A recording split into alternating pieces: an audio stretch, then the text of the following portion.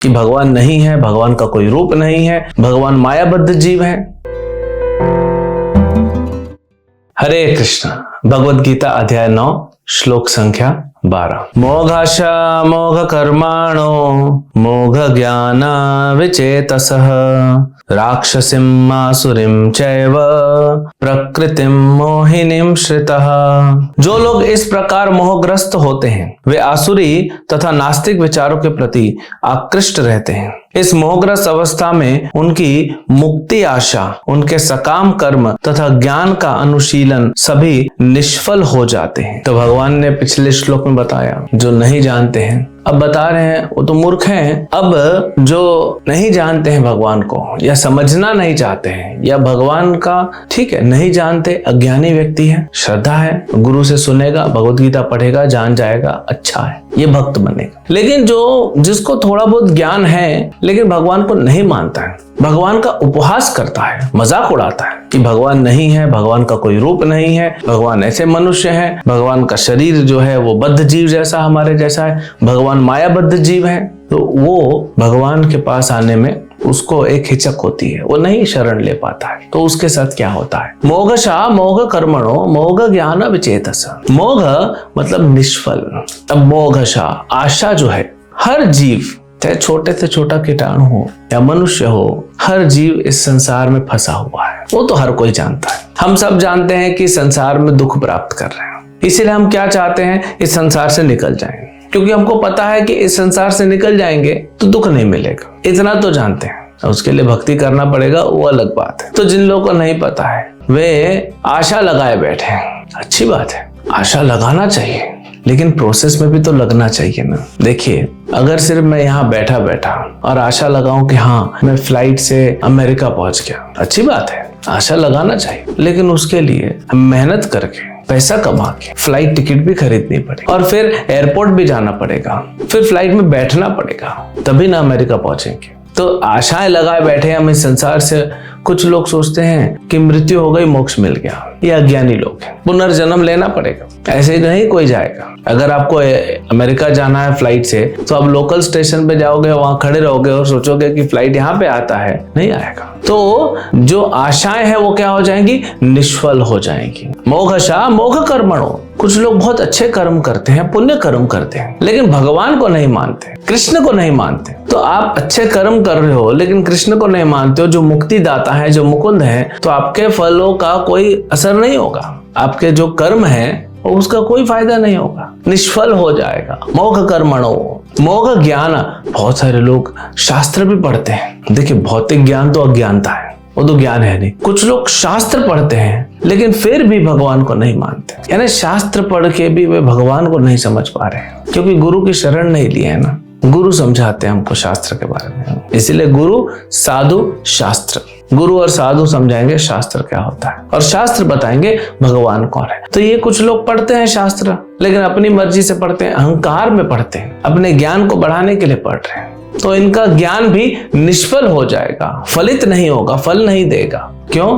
क्योंकि भगवान का उपहास कर रहे हैं। भगवान गीता में भी कहते हैं कि वेदों का ज्ञाता मैं हूं, वेदों का जन्मदाता भी मैं हूं, यानी वेद मैंने दिए हैं, वेद को मैं जानता हूं, और आप वेद पढ़ोगे तो एक ही चीज जानोगे, वो क्या है? भगवान। वेद पढ़ने का भी जो फल है वो भगवान को जानना है, तो नहीं जान पा रहे हैं, विचेतसः, विस्मित हो जाते हैं, क्योंकि ये गलत रास्ते में जा रहे हैं। और क्यों? राक्षसीम आसुरीम, इनकी जो प्रवृत्ति है वो आसुरी प्रवृत्ति है। आप देखेंगे शुरू से ही असुर जो होते हैं उनको भगवान को देख के, भगवान का नाम सुन के क्रोध आता है। जैसे रावण था, जैसे हिरण्यकशिपु था, जैसे कंस था, दुर्योधन था, ये आसुरी प्रवृत्ति के।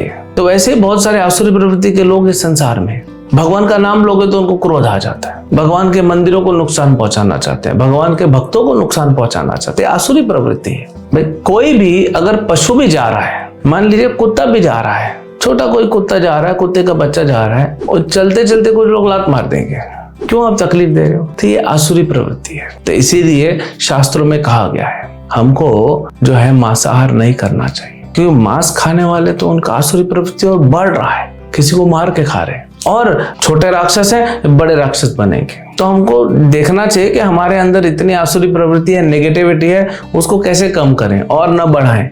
ये जो लोग फंसे हुए हैं ना आसुरी प्रवृत्ति वाले, ये निकलना मुश्किल है।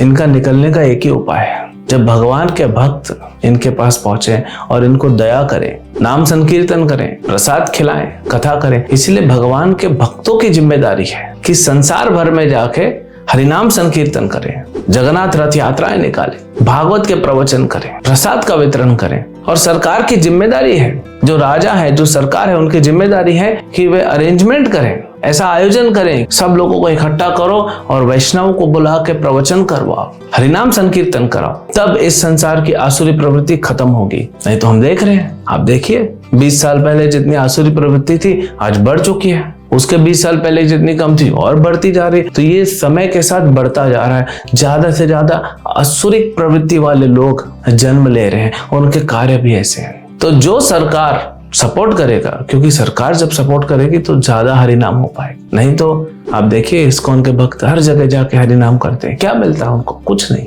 वे भगवान के प्रतिनिधि बन के लोगों का उद्धार करते हैं। जैसे श्री नारद मुनि, वो भ्रमण करते रहते हैं आध्यात्मिक जगत में, भौतिक जगत में। क्यों?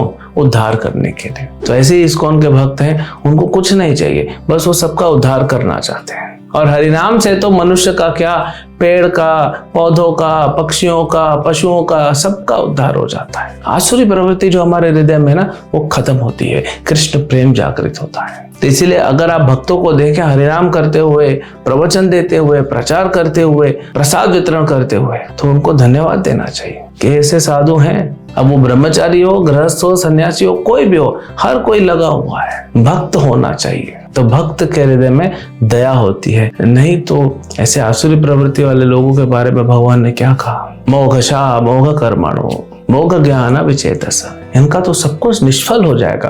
तो भक्त को दया आती है कि नहीं, मैं ऐसे भगवान से कनेक्ट कराने में मदद करूंगा, और वो उनको नाम देता है, नाम संकीर्तन। इससे आसुरी प्रवृत्ति कम होगी। नहीं तो आप देख रहे हैं संसार की हालत क्या हो रही है, और ये बढ़ता जाएगा। तो प्रकृति ऐसा, आप देखिए भूकंप, सुनामी, ये सब प्रकृति का बदला है एक हिसाब से। तो अगर ये आसुरी प्रवृत्ति कम नहीं की तो ये लोग तो रहने जैसा जगह नहीं बनाने देंगे। अब देखिए क्या हालत हो गई संसार। तो इसलिए प्रचार करना चाहिए, ज्यादा से ज्यादा लोगों को जोड़िए, भगवत गीता का वितरण कीजिए, लोगों को बताइए, हरे कृष्ण महामंत्र बताइए और भक्त बनाइए। तब ये संसार जो है वो भगवतमय होगा। हरे कृष्ण।